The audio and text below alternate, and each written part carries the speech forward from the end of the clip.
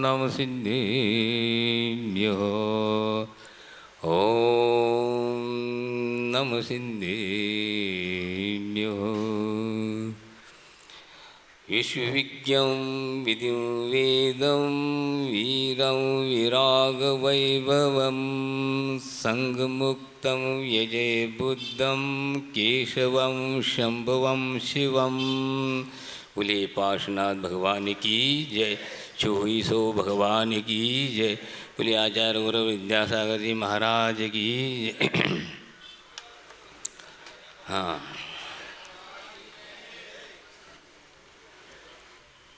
अभी आप लोगों ने निवेदन किया चतुर्मास के विषय में। आप कितने भी हमारे लिए निवेदन करो उसका कोई प्रभाव पड़ने वाला नहीं, समझे। आपके निवेदन से हम लोग नहीं आए हैं, समझ में आए। और इसलिए जहाँ से हम आए हैं वहाँ जाकर के आप यदि निवेदन करते हैं, एक व्यक्ति भी करता है तो प्रभाव होगा। और यहाँ पर 1000 व्यक्ति भी नारियल चढ़ाए तो कुछ भी नहीं होने वाला। और आपकी बात को मैं स्वीकार नहीं करूँ, वहाँ एक व्यक्ति भी जाकर निवेदन करता और आचार्य का आशीर्वाद हुआ, मेरे मन भी नहीं तो मुझे रहना पड़ेगा, समझे क्या। मेरा मन भी नहीं है तो उनका आदेश है तो हमें स्वीकार है। और तो आप कितनी भी करो हमारा मन नहीं हो पाएगा, मेरा मन होती भी नहीं हो पाएगा, क्योंकि आपका निवेदन है। आचार्य के पास जाइए, ऐसा निवेदन करो जिससे संवेदन अपने आप आचार्य को हाँ जागृत हो जाए कि जिस प्रकार उन्होंने आशीर्वाद दिया था उसी प्रकार 4 माह के लिए भी आशीर्वाद मिले।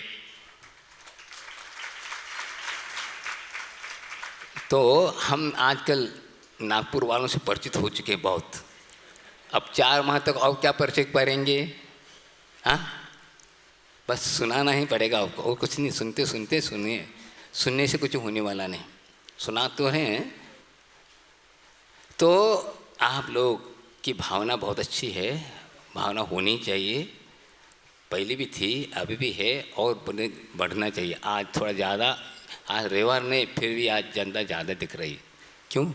आज निवेदन करने आए हैं इसलिए बुलाया गया। पहले नहीं, रोज़ाना नहीं बुलाया जाता, आज बुलाया गया इसलिए आए हैं। हाँ, केवल बुला करके चलेंगे, बस अपने घर में जाकर बैठेंगे फिर चलेगा अपना। हाँ, ऐसा अपनी हार्दिकता से होना चाहिए, बुलाना न पड़े, समझे क्या। यह बुलाने से आता है तो इसका मतलब परवश है, सोवस नहीं। आदिकाल से हम सोवस नहीं जी रहे, परवश होके जी रहे हैं। अभी भी धर्म क्षेत्र की बात कर रहे हैं, आत्मा की बात कर रहे हैं, फिर भी परवश होके आ रहे हैं। इसका मतलब क्या हुआ, अंदर भाव है ही नहीं, फिर भी आना पड़ रहा है। आना पड़ रहा जहाँ है वहाँ सच्चे धर्म की अभिलाषा नहीं कर सकते, ये अपने आप मालूम पड़ जाता है। आचार्य जी इसीलिए कहते हैं हम नारियल चढ़ाओ, या नारियल से कोई मतलब नहीं, 5 रुपये में आ जाएंगे क्या हम लोग, हैं ऐसा है। एक बार की बात, एक सज्जन आचार्य महाराज से निवेदन किया, इंदौर के थे वो नेता थे। उन्होंने कहा आचार्य महाराज हम जब से आपने दीक्षा ली तब से हर साल हम आपके लिए चतुर्मास के लिए निमंत्रण वास्ते आते हैं, अभी तक वो नारियल सफल नहीं हो पाया, क्या बात है। तो आचार्य महाराज ने कहा, सदृश आगमुक्त कहा, और वो बोल नहीं सके। क्या बोला? आचार्य ने कहा देखो भाई, हम निमंत्रण से तो आहार को नहीं जाते हैं, तो 4 माह का निमंत्रण कैसे हम स्वीकार करेंगे? ताले क्यों नहीं बज रहा है आप? हाँ, ये निमंत्रण है। हाँ, अतिथि को निमंत्रण नहीं दिया जाता, कब आ जाएं कब चले जाएं ये है। और तिथि हाँ अब नियुक्त कर रहे हैं, ऐसा नहीं। आप समझ रहे हैं ना। हाँ, सहजता आपकी भाव, आपका पुण्य हमें बुलाता है, समझे। आपका पुण्य हमें थमाता है। तो आप इस प्रकार का पुण्यार्जन करिए जिससे आप अभी 1 महीने से आप सुन रहे हैं, भावों में बहुत कुछ हाँ जागृति आई है, विशुद्धि बढ़ रही है, कुछ छूट रहा है, उस छूटने के कारण और अच्छी तरह परिणाम हो रहे हैं। तो आप अपने दिल को आप पहचाने कि होगा कि नहीं होगा, बताओ आप। क्योंकि हमें तो कुछ, हमें कहीं भी रहना है वो पता लगे, लेकिन आपका दिल क्या कहता है? हाँ, आपका दिल क्या कहता है बताओ। आप ले हैं, हमने कहने से कह रहे हो, इसका मतलब अभी भी यही नहीं हो। आपका दिल अभी ठीक नहीं बोला। हम कहते हैं ना शक्ल दिल की नकल करते, शक्ल में अभी परिवर्तन आ रहा है, इसलिए अभी प्योरता आ नहीं पा रही है। हाँ, क्या चाह रहे हैं, लेकिन अंतरंग से चाह रहे हैं क्या और ऊपरी ऊपरी क्या? अब तो बंधन हो जाएगा ना, आते हो जाएगा ना। हाँ, मंदिर तो बनेगा मालूम है, लेकिन आप चाहते क्या हैं बताओ? हाँ, मंदिर की बनने के वास्ते चतुर्मास करा रहे हैं, तो गड़बड़ हो गए ना। हाँ, शर्त के साथ है तो कुछ नहीं होने वाला। हाँ, आचार्य हमारे शर्त के साथ नहीं कराते, यदि इस प्रकार करोगे फिर रिवर्स में हो जाएगा। चॉइस नहीं करो, फलाना महाराज ये वो नहीं चलता है। यहाँ पर निवेदन करें, कोई भी महाराज आ जाए ये निवेदन करते हैं तो हाँ सही है, हम फलाना चाहिए फलाना, इसका मतलब क्या है? वो बाजार की चीज़ें क्यों ऐसा हाँ देख कर वो चाहिए क्या? ऐसा नहीं, सहजता होनी चाहिए। हमें धर्म ध्यान करने के लिए महाराज आए, हम धर्म ध्यान कराएं, यह कहना चाहिए। हम फलाना चाहिए ये वो तो आचार्य कभी नहीं थे, फिर देते ही नहीं फिर। हाँ, सोचने भी आते। इसलिए आप निवेदन करने जा रहे हैं, यहाँ निवेदन करो या न करो, हम तो पहुँचा रहे हैं यहाँ पर।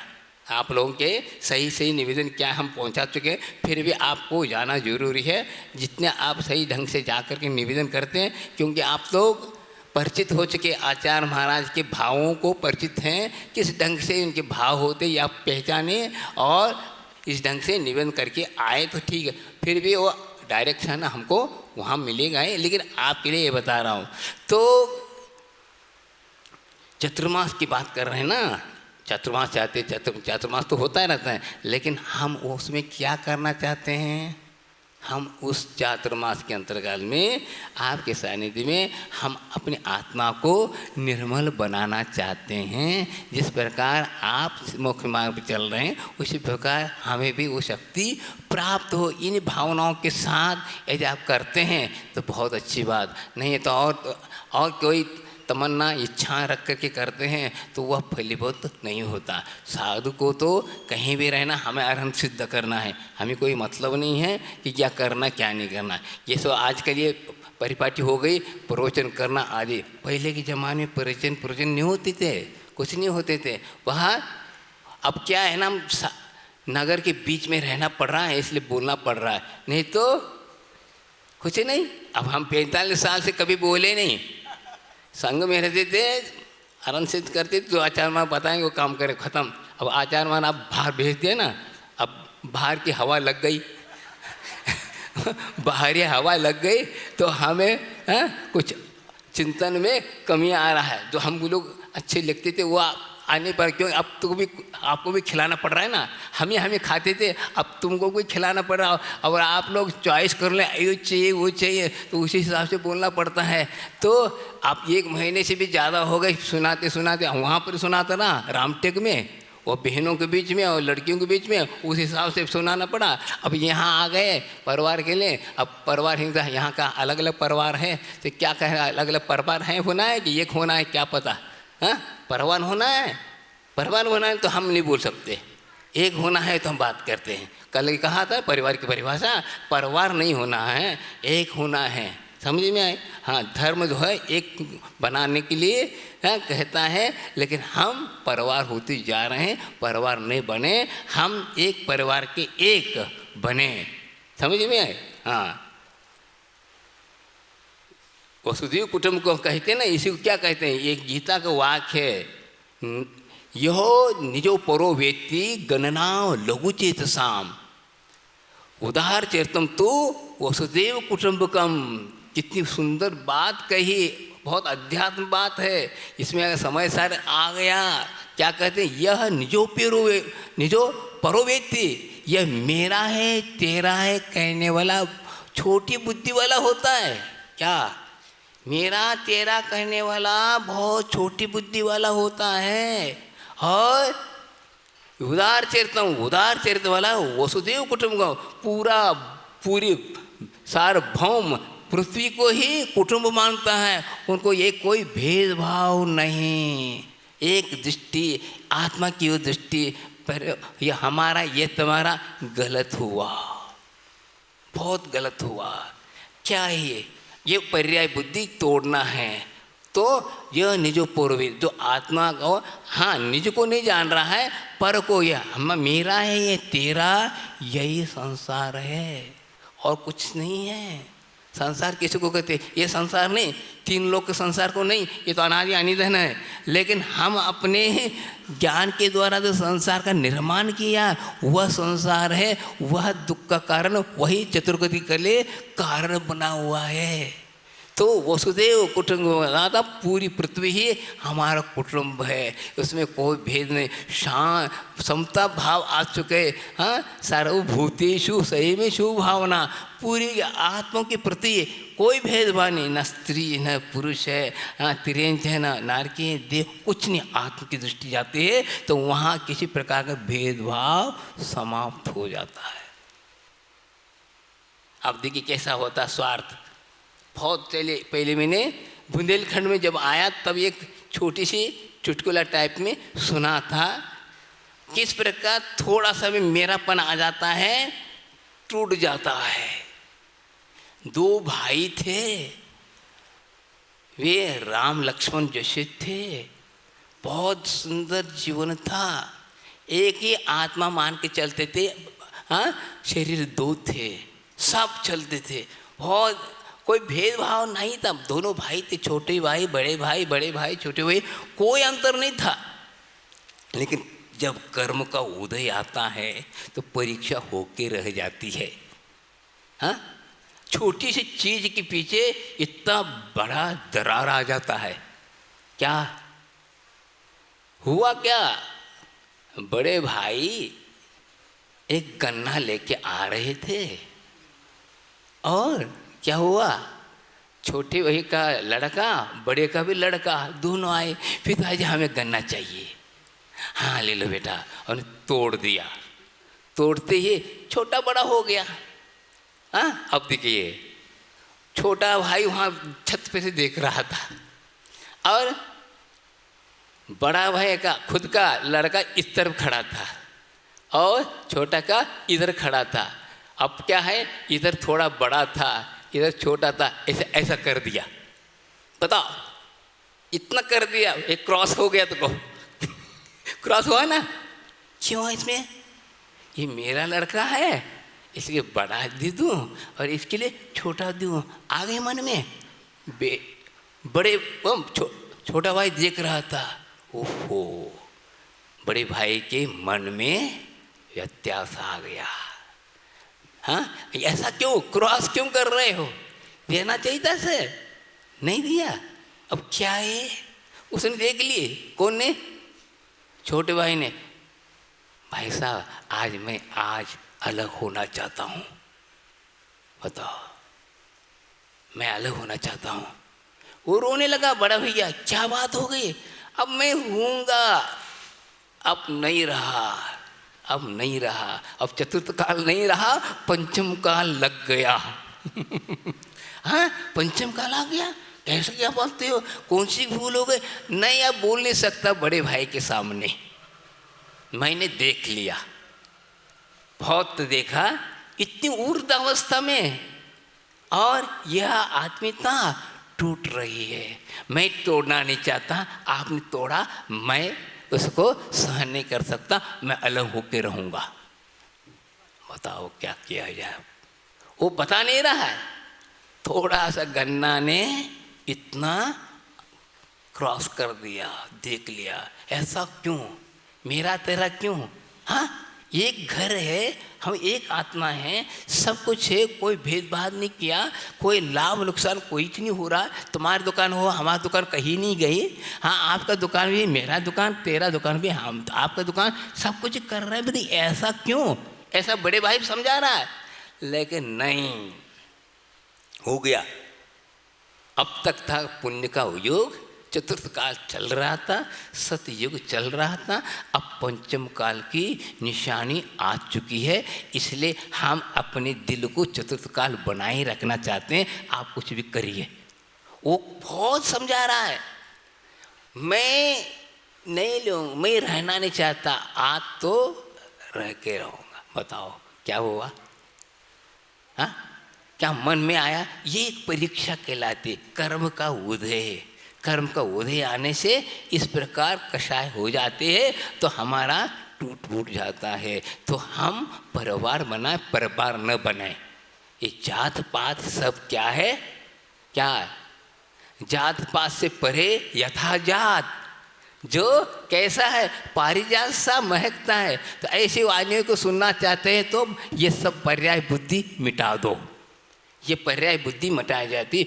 फलाना मंदिर ये मत बोर्ड लगाओ। समझ में आए? ये बोर्ड क्या? हाँ, महावीर के भगवान अलग थे, ये जाति करते थे क्या? सब जात पात को छोड़ने के बाद तो हुआ क्या? हाँ, जैन किसको कहते बताओ? हाँ, जात पात से परे है जैन धर्म, तुम जात पात क्यों लाते हो? ये शरीराश्रित है ये सब। हाँ, ये 8 मदों के अंतर्गत एक जाति भी आती है। मैं उस जाति का हूँ, इस जाति का हूँ, फलाना क्या है? कि केवल यही है। एक जगह लिखा है ना, क्या लिखा? जाति न पूछो साधु की, पूछ लीजिए ज्ञान। मोल करो तलवार का, पड़ी रहेगी म्यां। सब याद है, सुनाने वाले माइक लगा तो चल रहे हो, इससे बढ़िया सुना देंगे, लेकिन दिल में नहीं है, बाहर है। आज मैं सोच रहा था क्या बोलूं, तो बोल रहा हूं। आप बुलवा रहे हैं, मैं बोल रहा हूं। समझे? तो हम क्या कि हो जाओ, बड़ी बड़ी समस्या की बात कर रहे हैं, अब फिर इस प्रकार की बात करते क्या हुआ? हाँ, ऐसे है। हाँ, अच्छा बढ़िया। हाँ, गाय का दूध पीने के बाद फिर बाद मट्टा की बात करते हैं तो गड़बड़ होगा, नहीं हो ही रहा है। इसलिए वह पसनेगा नहीं, फिर क्रॉस होगा, फिर क्रॉस होगा, फिर मेरा और तेरा और वेरा ये होता रहेगा। कितनी बताए जाए, ये होता नहीं, ऐसा खून में फैला हुआ है। हाँ, एक बार की बात है कि शिष्यों के बीच में चर्चा चली कि गुरु के पास वो चर्चा पहुंची कि दीक्षा देते हैं तो नाम बदलते हैं। क्यों नाम बदलते हैं? तो गुरु महाराज ने कहा था कि आप जिस कुल से आए हो, जिस जाति से आए हो, उसका अहंकार न आए, इसलिए आत्म तत्व को प्राप्त करना चाहते हो, इसलिए नाम बदल देंगे तो क्या होगा? वह भाव न आ पाएंगे। आप जानते हैं बड़े बड़े फर्म होते हैं, और फर्म का नाम बदल जाए तो सब ग्राहक के जो है ना बदल जाते हैं और आना बंद हो जाता है। क्यों? इसका इतना पावर था। हाँ, वो पावर खत्म हो गया। इसी प्रकार वहाँ का पावर खत्म करना है तो यहाँ का पावर जागृत कर रहा है, तो ये को मिटाना जरूरी है। तो शिष्य बोलते हैं क्या नाम बदलने से तो शरीर थोड़ी बदला, शरीर तो ज्यों का त्यों है। हाँ, शरीराश्रित है, जातिपात, ऐसा क्या है?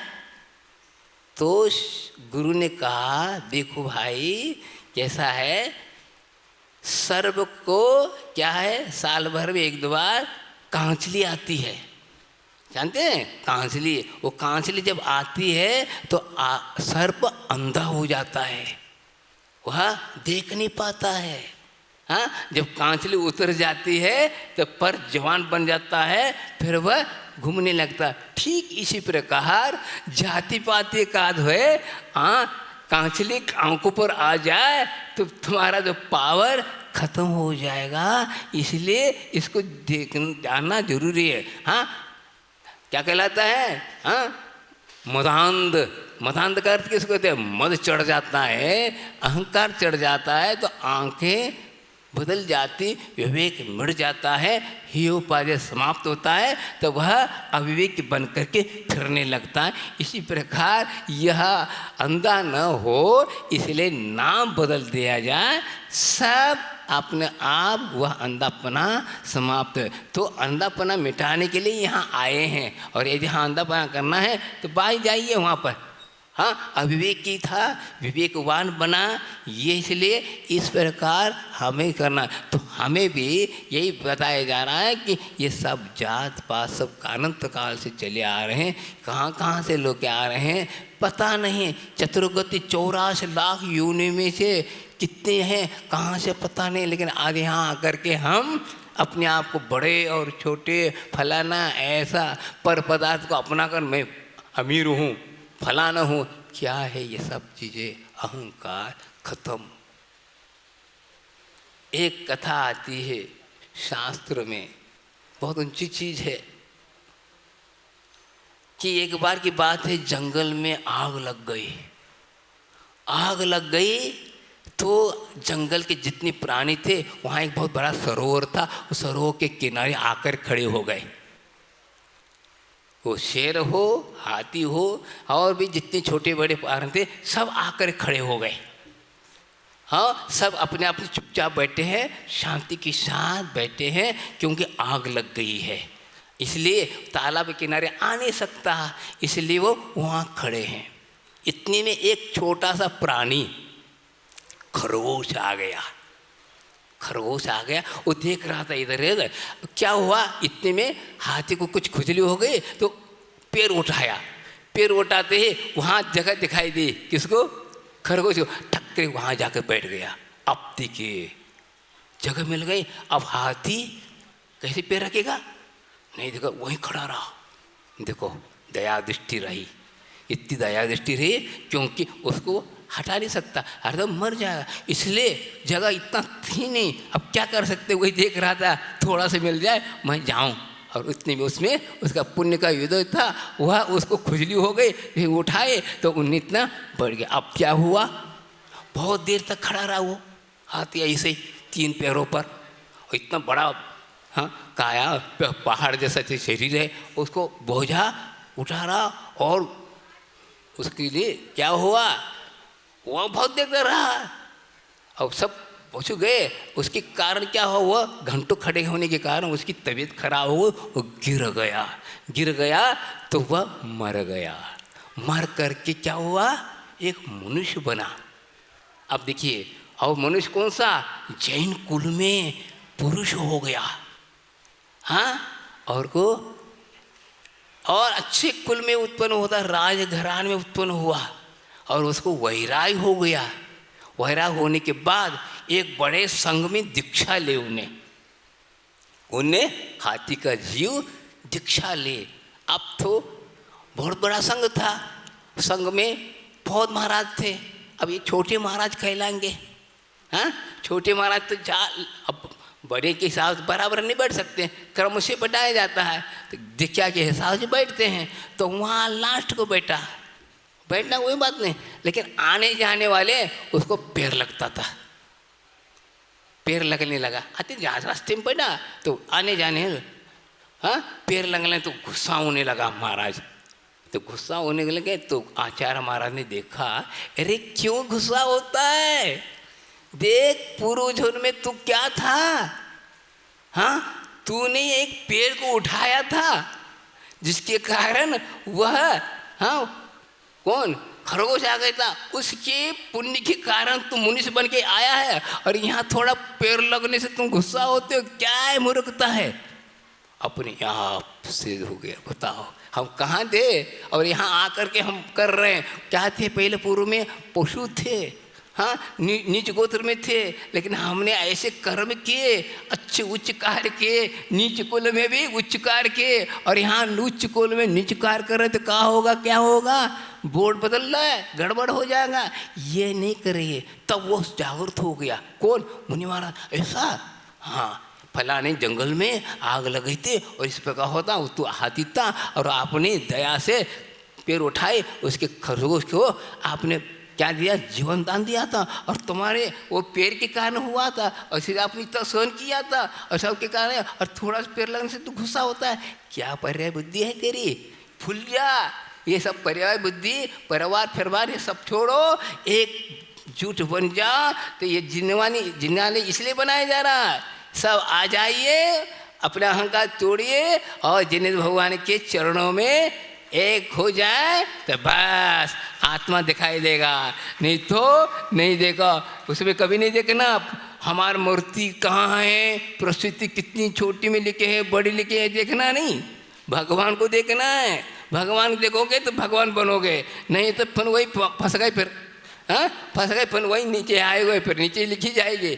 ऐसा नहीं, हमारा प्रशस्ति है ही नहीं। अब प्रशस्ति के कारण अप्रशस्त हो रहे हैं। हम प्रशस्त होते हैं तभी हम अपनी प्रशस्ति को मिटाते हैं, तो हम प्रशस्त होंगे। इसीलिए इतना सौभाग्य मिला है, आपने तो कमाया वो प्रशस्ति के लिए नहीं, प्रशस्त बनने के लिए। हम इससे महान जो प्रशस्त बन चुके हैं उनके चरणों में आएंगे तो हमारा जीवन भी प्रशस्त बनेगा। आपका समय हो गया तो आप जा करके आचार्य महाराज आपके नागपुर की रोड पर चल रहे हैं, कोई बात नहीं, अभी चौपात आएगा तो वहाँ मालूम पड़ेगा आपके यहाँ आ रहे हैं क्या, अन्यत्र जा रहे हैं, कोई बात नहीं। आप अपनी भावना लेकर जाए, हो सकता है आपकी भावना से भावना बदल जाए और आपकी तरफ आ जाए। इन्हीं भावना के साथ बोले पार्श्वनाथ भगवान की जय। बोधि समाधि परिणाम शुद्धि स्वात्मोपलब्धि शिव शोक सिद्धि चिंतामणि चिंतित वसुधाने तामंद मानस ममास देवी।